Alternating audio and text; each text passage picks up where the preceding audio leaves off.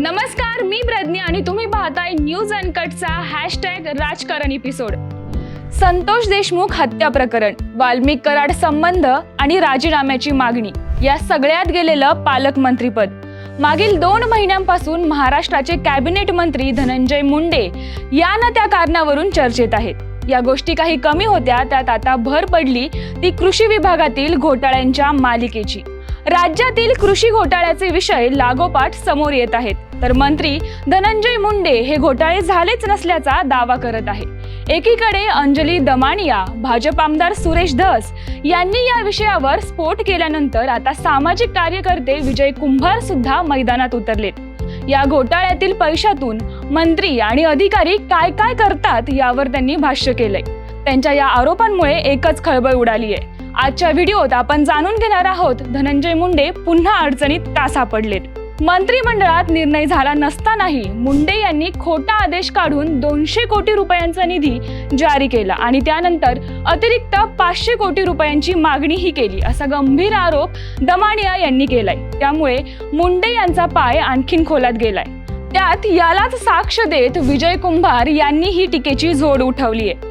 मंडळी, जो विषय मंत्रिमंडळाच्या समोर आलाच नाही तो विषय मंत्रिमंडळानं पास केल्याचं भासवून टेंडर काढल्याचा गंभीर आरोप RTI कार्यकर्ते विजय कुंभार यांनी केलाय. धनंजय मुंडे कृषी मंत्री असताना मंत्रिमंडळ बैठकीत अनेक विषय विना परवानगी आणणे, बैठकीसमोर न आलेल्या विषयाला मान्यता मिळाली म्हणून टेंडर काढणे असे अनेक प्रकार केल्याचं विजय कुंभार यांचा आरोप आहे.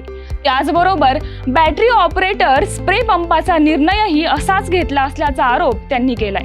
पंजाबराव देशमुख कृषी विद्यापीठ अकोला यांनी उत्पादित केलेल्या सोलार लाईट ट्रॅपचा निर्णयही दिशाभूल करून घेतल्याचं त्यांनी म्हटलं आहे. या टेंडर प्रक्रियेवरून धनंजय मुंडे आणि तत्कालीन कृषी सचिव यांच्यात त्यावेळी वाद झाल्याची माहिती आहे. म्हणूनच तत्कालीन कृषी सचिव व्ही राधा यांची तडकाफडकी बदली करण्यात आली होती का, असा सवाल उपस्थित करण्यात आलाय. विजय कुंभार यांनी याबाबत सोशल मीडियावरती पोस्टही लिहिली आहे. विजय कुंभार यांनी पोस्टमध्ये नेमकं काय म्हटलंय चला पाहूयात. धनंजय मुंडे कृषी घोटाळ्यामध्ये मंत्रिमंडळ बैठकीमध्ये प्रस्ताव मंजूर झालेला नसताना तो मंजूर झाल्याचं भासवून शासन आदेश काढल्याचे आरोप झाले. त्यानंतर काही जणांनी असं घडणं शक्य नाही, मंत्रिमंडळातील ठराव झाले नसताना झाले असल्याचे भासवणे शक्यच नाही अशी भाषा वापरायला सुरुवात केली. परंतु हे काही प्रथमच घडलंय अशातला काही भाग नाही. यापूर्वीही अशा घटना घडल्या आहेत. मी स्वतः त्याबाबत तक्रार केली होती, असं विजय कुंभार म्हणाले. महाराष्ट्रातील बहुचर्चित आपत्कालीन रुग्णसेवेसाठी अँब्युलन्स घेण्याचा प्रस्तावही वादात होता. त्यामध्ये 13 मार्च 2024 रोजी मंत्रिमंडळ बैठकीमध्ये प्रस्ताव मंजूर झालाय असं भासवून 15 मार्च रोजी लगेचच त्याच्या कामाचा शासन आदेश काढण्यात आला होता.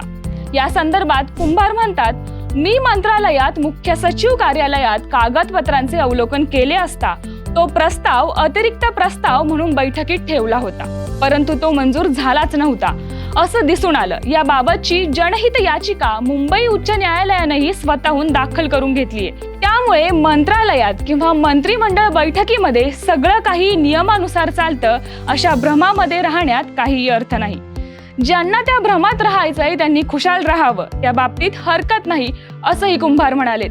विजय कुंभार पुढे म्हणतात, प्रश्न असा पडतो की अशा वेळी तक्रार कुणाकडे करायची आणि त्याचा उपयोग काय, कारण ज्यांच्याकडे तक्रार करायची त्यांनाही सगळं माहिती असतं, किंबहुना ते त्यात सामील असतात. मंत्रिमंडळाच्या बैठकीत एखादा प्रस्ताव, काम किंवा निविदा मंजूर होते तेव्हा त्यापूर्वी अनेक गोष्टींची पडताळणी करावी लागते. म्हणजेच त्यासाठी आर्थिक तरतूद आहे का, सगळ्या बाबी कायदेशीर आहेत का, संबंधित सर्व विभागांची मान्यता आहे का, आणि हे सर्व पाहण्याची जबाबदारी प्रशासकीय अधिकाऱ्यांची असते. परंतु जे अधिकारी मंत्रिमंडळाच्या बैठकीत मंजूर न झालेल्या प्रस्तावांची तो मंजूर झाला आहे असं भासवून कागदपत्रे रंगवतात, त्यांच्याकडून काय अपेक्षा करणार. आणि मंत्री मात्र अंगाशी आलं की अधिकाऱ्यांकडे बोट दाखवून मोकळे होतात. असं केलं तरच करोडो रुपयांची माया जमा होते, रंगेल आयुष्य जगता येतं आणि चार्टर फ्लाईटनं परदेशी दौरे करता येतात ना, अशी पोस्ट विजय कुंभार यांनी शेअर करत चांगलाच टोला लगावलाय. आता या आरोपात किती सत्यता आहे हे लवकरच समोर येईल की हेही प्रकरण दाबलं जाईल येत्या काळात स्पष्ट होईलच. तोपर्यंत राजकीय वर्तुळातील अशाच चर्चांसाठी पाहत राहा न्यूज अनकट. धन्यवाद.